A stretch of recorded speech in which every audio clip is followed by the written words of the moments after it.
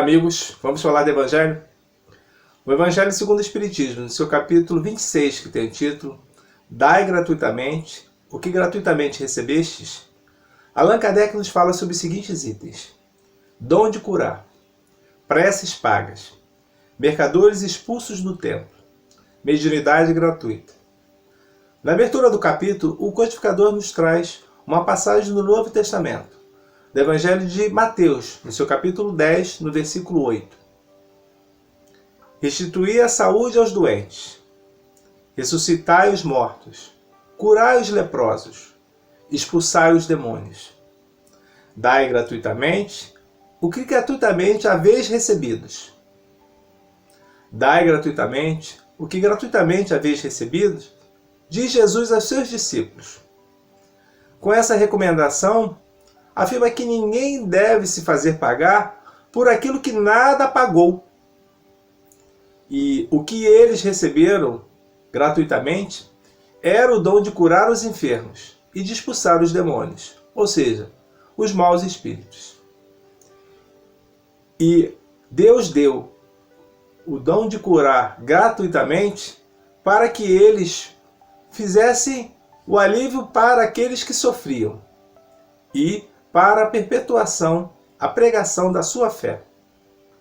Faz também a observação, mestre amado, dizendo que não deveria fazer desse dom um comércio, nem uma especulação e nem um meio de vida.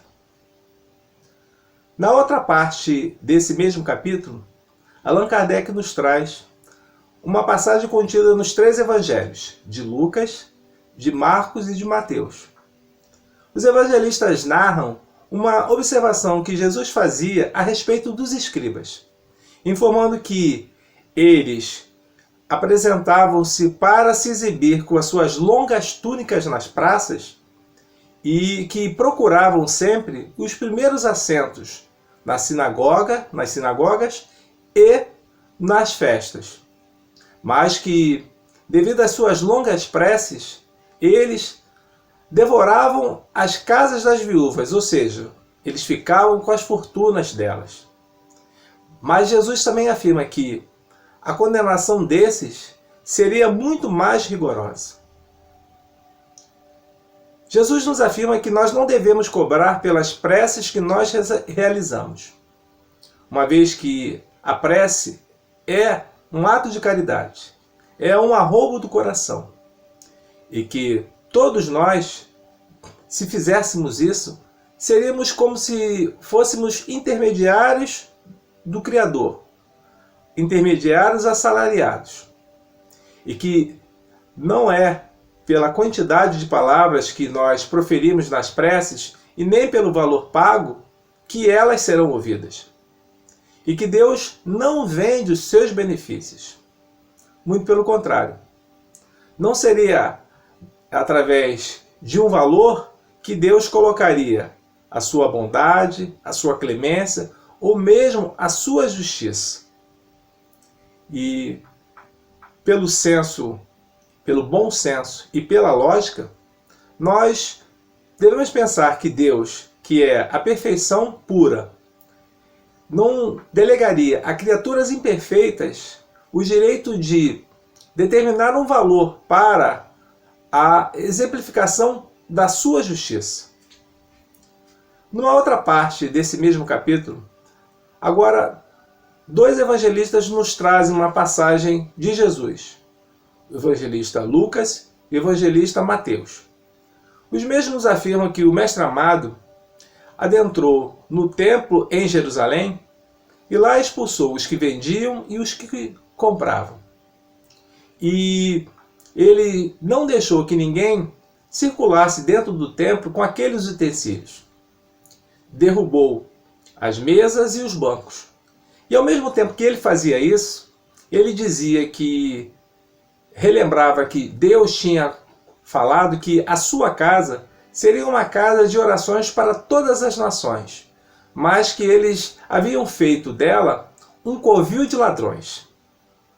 O fato é que ali se encontravam os príncipes dos sacerdotes, e eles, observando o que Jesus fazia e o povo gostava daquele seu ato, eles imediatamente resolveram sair dali para tramar a sua prisão. Jesus expulsou os mercadores do templo e condenou qualquer tipo de tráfico das coisas santas sob qualquer forma, porque Deus não vende os seus bens, os seus benefícios, o seu perdão, as suas bênçãos, e nem um lugar no reino dos céus. E também que não cabe ao homem o direito de lhe atribuir um preço para essas coisas. Na última parte desse capítulo, Allan Kardec nos fala sobre a mediunidade gratuita. Nesta parte, o mestre Lyonês nos informa que a mediunidade é coisa santa que deve ser praticada religiosamente e que não deve ser cobrada, pois que representa uma ferramenta que Deus deu ao homem para lhe servir de meio para trabalhar a sua moral, a sua elevação espiritual, e para que sirva também para divulgar as verdades a todos. E que, como os apóstolos, os médios atuais, uma vez que os médios devem buscar a pregação da Boa Nova do Cristo, para que elas possam ser disseminadas a todos os corações.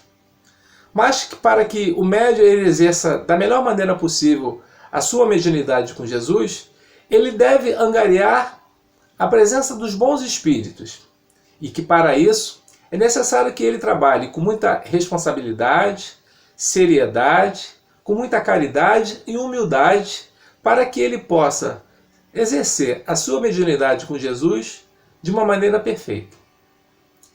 Que após essa leitura desse capítulo do Evangelho segundo o Espiritismo, dai gratuitamente o que gratuitamente recebeste, possamos nós estarmos mais próximos dos bons espíritos, para que sejamos bons médios e, consequentemente, bons cristãos.